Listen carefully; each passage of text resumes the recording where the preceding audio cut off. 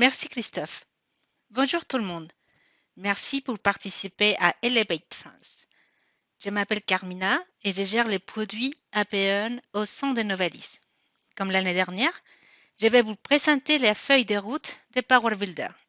Avant de commencer, je tiens à préciser que les plans présentés par l'équipe APN sont un objectif général pour les produits basés sur leur meilleur jugement et les informations disponibles à un moment précis. Il est possible que les informations présentées aujourd'hui évoluent. Chaque année, l'objectif de l'équipe APN est d'avoir la certitude que PB va dans la bonne direction, c'est-à-dire que Power Builder continue à fonctionner de manière fiable. APN fait de son mieux pour continuer à moderniser les produits pour qu'ils restent pertinents dans l'écosystème actuel de développement des applications. Depuis la dernière conférence Elevate 2021, APN a publié de nouvelles fonctionnalités dans les 3 domaines suivants. Il garde l'accent sur les stabilités, la sécurité, la compatibilité et les fonctionnalités applicatives, puisque ces 4 facteurs sont essentiels pour que les projets Power Builder répondent aux besoins fondamentaux d'une entreprise. Bien qu'il reste beaucoup à faire pour réorganiser l'IDE de Power Builder, APN a fait un premier pas en créant une interface basée sur des onglets. La navigation dans les codes qui permet d'accéder à une page de code référencé a aussi été ajoutée. Le déploiement d'un projet Power Builder existant vers le cloud est maintenant presque totalement automatique.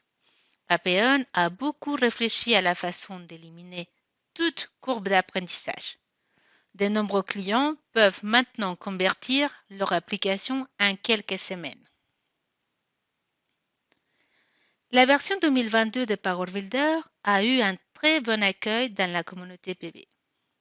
L'équipe APN apprécie beaucoup les encouragements de la part des clients. Il faut dire que cette version 2022 est le résultat des changements importants faits dès la version 2019, par exemple. La version 2019, R3, a fourni la capacité de déploiement des Power Client. La version 2021 a ajouté les déploiements sur Power Server. Dans la version 2022 de Power Server, l'équipe a remanié les processus de déploiement et les lanceurs d'applications dans les clouds, appelés App Launcher. Ils ont aussi apporté diverses améliorations pour rendre cette solution plus performante. La version 2019 R3 de Power Builder a découplé les IDE PB et le runtime. Basé sur ces changements, l'équipe APN a ajouté l'option 64 bits dans la version 2022. Il est maintenant possible d'exécuter et de débugger des applications 64 bits directement dans l'IDE. Sans le découplage du runtime et de l'IDE, cela n'aurait pas été possible. La version 2021 a introduit PV AutoBuild, un outil pour automatiser la génération d'un build de façon déconnectée de l'IDE, pour s'intégrer au processus d'intégration continue. PV AutoBuild peut aussi générer et déployer automatiquement 3 types de projets différents, client-serveur, Power Server et Power Client. L'équipe technique a été à l'écoute active des commentaires utilisateurs sur PV AutoBuild. Ils ont immédiatement amélioré cette fonctionnalité pour qu'elle devienne la plus productive de la version 2022. Voici d'autres exemples de fonctionnalités qui ont été améliorées avec l'aide des clients. Sans aucun doute, PV AutoBuild est l'exemple parfait d'une fonctionnalité améliorée grâce à la communauté PV. J'aimerais donc vous conseiller que si une nouvelle fonctionnalité vous tient à cœur, testez-la dès la première version et envoyez vos commentaires à l'équipe APN pour qu'elle puisse être améliorée. Depuis que APN a pris en charge Power Builder, l'équipe de développement a publié la version 2017 et ses révisions, la version 2019 et ses révisions, la version 2021 et la version 2022. Comme vous le constatez, Appian a publié au moins une nouvelle version chaque année depuis 2017. Appian s'est engagé envers Power Builder et il prévoit de continuer cette tendance. En 2023, ils sortiront la version 2022 R2 qui sera probablement une version de support à long terme. Si ceci est confirmé, il n'y aura pas d'autre version des PV 2022. Il y aura donc une nouvelle version qui sera publiée très probablement au cours de la seconde moitié de 2024. Appian espère que la plupart des clients mettront à jour leur application à la version 2022 afin que leur projet soit prêt à faire rapidement les sauts vers la version R2 lorsqu'elle sera disponible, surtout s'il s'agit d'une version de support à long terme. Pendant des années, Appian a mis l'accent sur 4 domaines: les fonctionnalités de base, la productivité des développeurs, une interface utilisateur moderne et le cloud.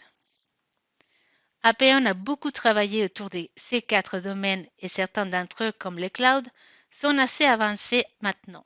C'est pour cela que l'équipe de développement a décidé de rétablir les priorités pour les courts et moyens termes. Court terme signifie 1 à 2 ans à venir, moyen terme signifie 3 à 5 ans. À court terme, l'accent sera mis sur l'amélioration de l'interface et l'expérience utilisateur.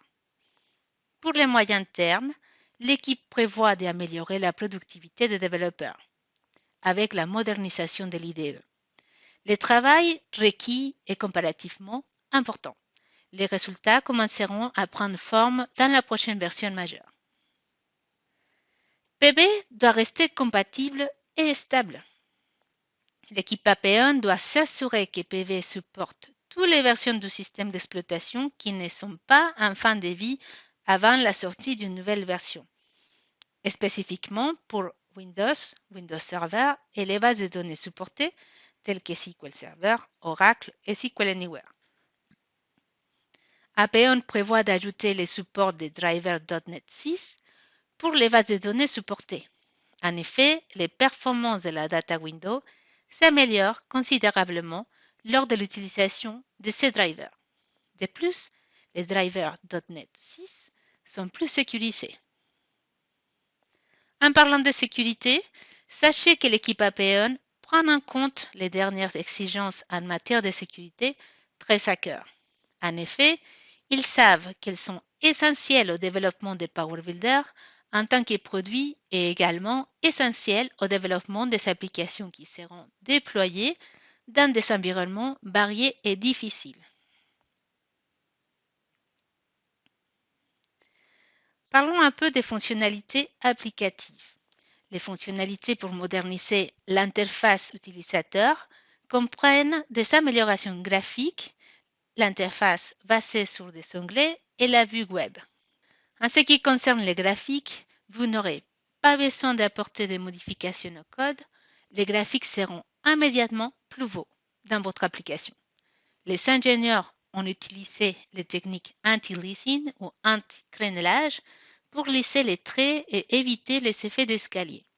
Ils ont aussi appliqué des polices et des lignes modernes directement sur les graphiques pour leur donner un aspect plus frais. Les fenêtres basées sur des onglets sont devenues populaires dans les applications et les systèmes d'aujourd'hui. L'équipe Appian les a ajoutées dans les IDE. Ils pensent aussi qu'il est utile de les introduire dans les applications. Par exemple, avec les fenêtres basées sur des onglets, les fenêtres MDI ou MDI peuvent être instantanément transformées en fenêtres dynamiques avec un seul paramètre. Le contrôle du navigateur web a été bien accepté.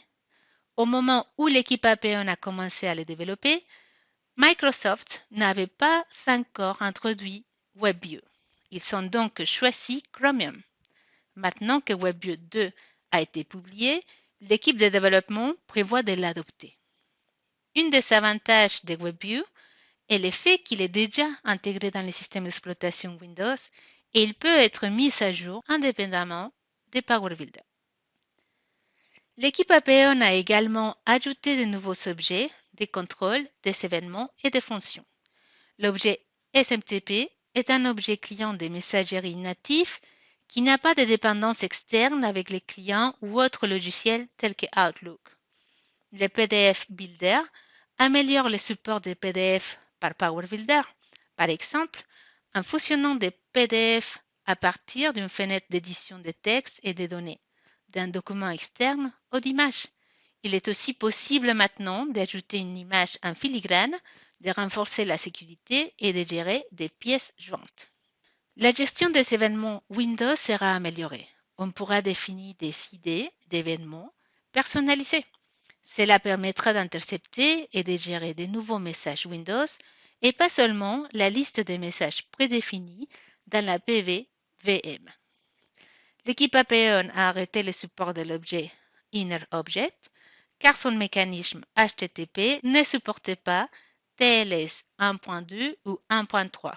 Maintenant que PV dispose d'un client HTTP ou du contrôle web browser, la seule fonctionnalité restante qui présente un intérêt est le hyperlien vers une URL. Apeon prévoit donc d'implémenter un hyperlien sécurisé pour remplacer cette fonctionnalité. La data window est l'élément clé de Power Builder. L'équipe de développement prévoit d'implémenter une fonctionnalité pour filtrer les drop-down data window et les drop-down list box et enrichir ainsi l'interface utilisateur. Concernant les contrôles Rich Text Edit, Apeon a élargi son partenariat avec son éditeur afin de donner aux développeurs privés l'accès à l'édition entreprise de ces contrôles. Ceci permet aux développeurs d'exploiter plus de fonctionnalités de Rich Text. Quant aux fonctionnalités à moyen terme, Apeon prévoit de créer plus de contrôles et une mise en page plus moderne aux applications Power Builder. Voici quelques améliorations à venir. Les panneaux de navigation est un contrôle populaire aujourd'hui utilisé pour la navigation dans toutes sortes d'applications. Les séparateurs de mise en page possèdent des barres mobiles qui divisent une zone d'affichage, par exemple une fenêtre ou un objet utilisateur en plusieurs zones. Ces deux contrôles permettent aux utilisateurs de visualiser et d'accéder facilement au contenu de l'application. Le contenu de l'application est l'un des principaux défis pour qu'une interface utilisateur soit moderne. Elle doit être aussi consistante avec la haute résolution et la mise à l'échelle des éléments de l'interface utilisateur sur des écrans plus grands. L'équipe de développement a trouvé comment exploiter l'événement de redimensionnement existant pour l'ajustement automatique et prévoit d'ajouter un support natif pour cette fonctionnalité. Les menus rouvants a suscité beaucoup d'intérêt, mais un nombre important de clients ne l'ont pas encore mis en œuvre avec succès. Apeon comprend qu'il n'est pas facile de les mettre en place dans une application complexe existante. C'est pour cela qu'il prévoit de simplifier davantage l'implémentation du menu rouvant aux applications existantes. Enfin, l'équipe de développement prévoit d'ajouter une fonction pour enregistrer directement les formatages d'une fenêtre de données en même temps que ces données dans Excel. Cette fonctionnalité est sur la feuille de route depuis longtemps et ils vont enfin la reprendre. L'équipe Apeon n'aime pas retirer les fonctionnalités prévues sur leur feuille de route. Cependant, ils doivent constamment peser les efforts de développement pour non seulement ajouter mais maintenir des fonctionnalités à long terme. Ils ont donc décidé d'abandonner pour l'instant l'objet FTP client et le générateur de QR code.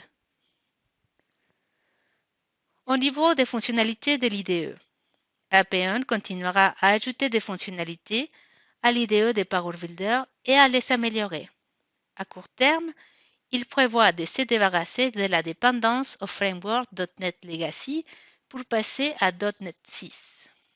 Il prévoit aussi de mettre à jour l'assistant de migration afin qu'il puisse détecter les fonctionnalités qui ont été récemment obsolètes ou abandonnées et donner aux utilisateurs des suggestions appropriées à leur code. Ceci facilitera les mises à niveau vers une version plus récente de Power Builder. Le contrôle des sources est l'une des fonctionnalités les plus utilisées par les développeurs PV. C'est pourquoi Appian a amélioré cette fonctionnalité dans presque toutes les versions publiées. À l'avenir, il pense activer la capacité de contrôler les sources dans le Library Painter. À moyen terme, Appian prévoit une refonte de l'IDE de la manière suivante. Un nouveau éditeur de code moderne qui comportera les techniques de codage comme les blocs de code repliables, l'assistance au code, la navigation dans le code ou la refactorisation. En outre, il prévoit aussi d'introduire une mise en page 2D aplatie dans l'IDE et de fournir des options de thèmes avant que vous puissiez les personnaliser à votre goût. Il est déjà possible d'exécuter et de débugger des applications 64 bits directement dans l'IDE. La prochaine étape consistera à prendre en charge l'appel direct des drivers de bases de données 64 bits, des DLL, des OCX, depuis l'IDE Painter, ce qui sera plus pratique pour le développement des applications. Appian planifie aussi d'améliorer l'expérience de débogage, par exemple en améliorant continuellement les débogueurs 64 bits et en affichant les données des data stores dans le débogage. L'amélioration du déploiement de Power Server reste une priorité pour l'équipe de développement, car il voit beaucoup de clients déployer leurs applications PV à des utilisateurs distants avec des solutions du type bourre à distance, solutions qui ont une faible évolutivité, sont moins sécurisées que l'architecture cloud native par exemple, et ont des coûts de licence et d'exploitation élevés. À court terme, Appian s'occupera de diverses fonctionnalités demandées par les clients Power Server, par exemple, rendre plus intuitif l'optimisation du processus de compilation et de déploiement du produit. Il n'y a qu'une poignée de fonctionnalités Power Builder non prises en charge par les projets Power Server. Cependant, il y en a une qui pose d'importantes difficultés de réécriture, la prévisualisation des SQL. L'équipe de développement essaie actuellement de trouver un moyen de gérer la prévisualisation SQL afin qu'il demande moins d'écriture.